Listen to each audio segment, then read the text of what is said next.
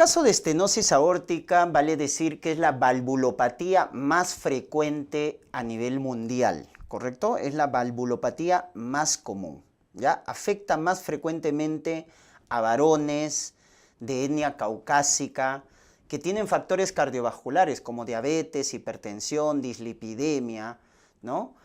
Y la etiología más frecuente es dependiendo de la edad. Si es un paciente joven, la etiología congénita es la que destaca, ¿no? En menores de 30 años la válvula unicúspide, 30 a 70 años la válvula bicúspide, ¿correcto? Porque recuerden que la válvula aórtica tiene 3 valvas. Entonces la etiología congénita es la que destaca cuando el paciente es joven. Cuando el paciente es adulto mayor, destaca la teoría o la causa degenerativa, es decir, la válvula calcificada, la válvula fibrosada. Esta es la causa más frecuente en general, ¿no? Y como ahora la esperanza de vida cada vez aumenta más, es por eso que la estenosis aórtica es la valvulopatía más común a nivel mundial. Luego hay otras causas también, la valvulopatía reumática, por ejemplo, también puede generar estenosis aórtica a largo plazo, ¿no? Como secuela valvular.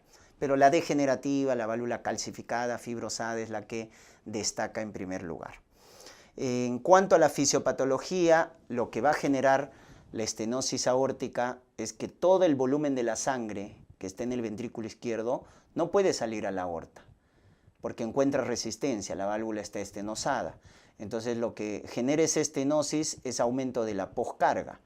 Recuérdate que la poscarga es la resistencia a la salida de la sangre, la resistencia a la eyección. Entonces ese aumento de poscarga, ¿qué va a generar? Aumento de la presión en el ventrículo izquierdo, y eso que va a generar una hipertrofia de ventrículo izquierdo. Y eso es lo que básicamente se produce en la patogenia, ¿no? El aumento de la poscarga induce una hipertrofia de ventrículo izquierdo. Y eso finalmente va a llevar a una disfunción en el llenado del ventrículo, una disfunción diastólica. Y como les comentaba, muchos pacientes con estenosis aórtica también tienen enfermedad coronaria. Es muy asociado, ¿no? Porque comparten factores de riesgo, pacientes diabéticos, hipertensos, dislipidémicos, fumadores. Entonces, muchos tienen concomitantemente enfermedad coronaria. Y eso empeora obviamente el pronóstico. En cuanto a la clínica, el paciente, lo más común, ¿no? Aparece a partir de la 6ª década los síntomas. Lo más frecuente es la angina, es un síntoma precoz que aparece, muchas veces que es de la enfermedad coronaria, pero también propio de la estenosis. Luego el síncope, ¿no? Primero de esfuerzo, luego el reposo. Y la disnea, que es el síntoma de mal pronóstico, que nos indica que la estenosis aórtica es severa, ¿no? Por eso acá hablamos de la triada, ¿no? Angina, síncope, disnea. Esa es la triada de la estenosis aórtica. Y esta es la valvulopatía que puede debutar con muerte súbita. Si te preguntan, ¿no?, ¿qué valvulopatía puede producir muerte súbita? Entre un 10 a 20% de los pacientes es la estenosis aórtica, ¿correcto? Y el dato cardinal, recuerden, en cualquier valvulopatía es el soplo. Y el soplo de la estenosis aórtica es un soplo sistólico. Soplo sistólico, ¿correcto? Que se irradia. ¿A dónde se irradia? A las carótidas más frecuentemente. Se irradia al cuello, a las carótidas. Entonces, cuando te digan eso, ¿no? Paciente con angina, con síncope, con disnea, esa triada, acuérdate, la disnea es de peor pronóstico, es el síntoma que nos indica que es severo, con un soplo sistólico en el foco aórtico que se irradia al cuello, que se irradia a las carótidas, con un pulso. ¿Cómo se llama el pulso de la estenosis aórtica? Parvus tardus. Te están dando todos los datos para sospechar en esta valvulopatía. Entonces no hay forma de equivocarte, ya sea por la clínica o ya sea por el examen físico. Clínica, triada, angina, síncope, disnea. Examen físico, pulso parvus tardus, soplo sistólico que se irradia al cuello, a las carótidas. Es importante definir qué es una estenosis aórtica severa. La estenosis aórtica se define como severa cuando la velocidad máxima en la aorta es mayor o igual a 4 milímetros por segundo del flujo sanguíneo. o un gradiente de presión más de 40 milímetros de mercurio, una gradiente de presión transaórtico. O el área valvular, que es lo más común que se conoce, ¿no? Menos de 1 centímetro cuadrado. Entonces, esto es muy importante saberlo. ¿Por qué?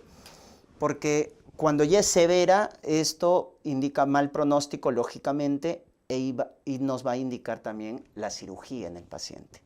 ¿Ya? Entonces, cuando el área valvular es menos de 1 centímetro cuadrado, o cuando la presión transaórtica es más de 40 milímetros de mercurio, o cuando la velocidad aórtica es más de 4 metros por segundo, eso define severidad en la estenosis aórtica, lo cual aumenta obviamente la tasa de mortalidad. En cuanto al tratamiento, es importante en pacientes asintomáticos la vigilancia con ecocardiograma. Eso es un dato que puede ser motivo de pregunta de examen. ¿Ya? Hay que hacer, porque recuerden que la ecocardiografía es el estudio de elección no invasivo para evaluar las valvulopatías, porque nos evalúan presiones, velocidades, el área valvular. Entonces, en paciente asintomático se recomienda 6 a 12 meses el seguimiento para estenosis aórticas severas. Cada 1 o 2 años cuando es moderada y cada 3 a 5 años cuando es leve, ¿no? Entonces, miren, dependiendo de la severidad, leve, moderado, severo, miren el seguimiento con ecocardiograma que se debe hacer para la estenosis aórtica. Y en relación al manejo, el manejo médico simplemente es de soporte, ya se recomienda para el estadio A y B. ¿Y qué es esta clasificación? Vamos a recordar, según la AJA, ¿ya? Según la escuela americana, el estadio A de una valvulopatía es la valvulopatía o el paciente que tiene factores de riesgo. Por ejemplo, un paciente diabético, hipertenso, dislipidémico, es estadio A para estenosis aórtica, porque tiene factores de riesgo. El estadio B ya es un paciente asintomático, o sea, que tiene estenosis aórtica, pero no tiene síntomas, y es leve moderado. Es una valvulopatía en progreso.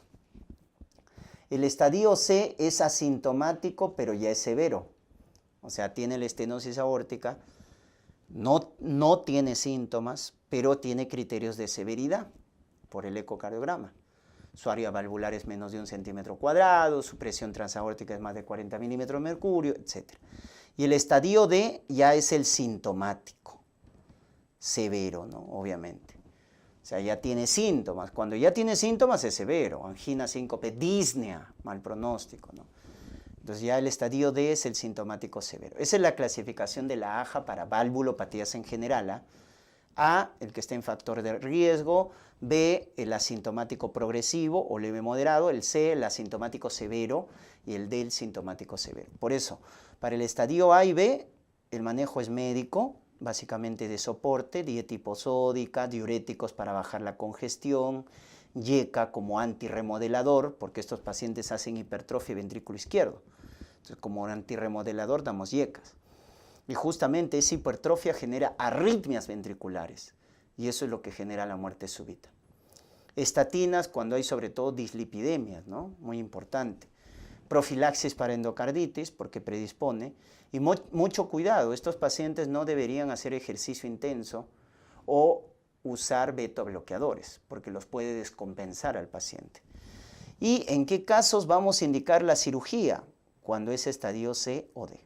O sea, el asintomático severo, pero tiene criterios de severidad, o el D que ya tiene síntomas y es severo, ¿no? Entonces, si ya tiene síntomas, otra indicación de cirugía también es cuando ya hay disfunción del ventrículo izquierdo, o sea, una fracción de eyección baja, o criterios de severidad como el área valvular menos de 1 centímetro cuadrado que hemos mencionado. Ahí ya hay que indicar la cirugía, donde lo de elección es el reemplazo valvular.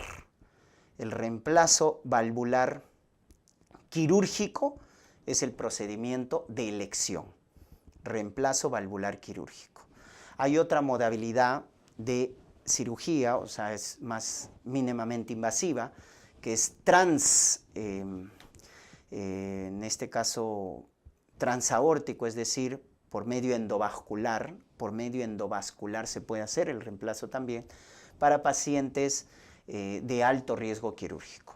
¿ya? Pero el tratamiento final es lo mismo.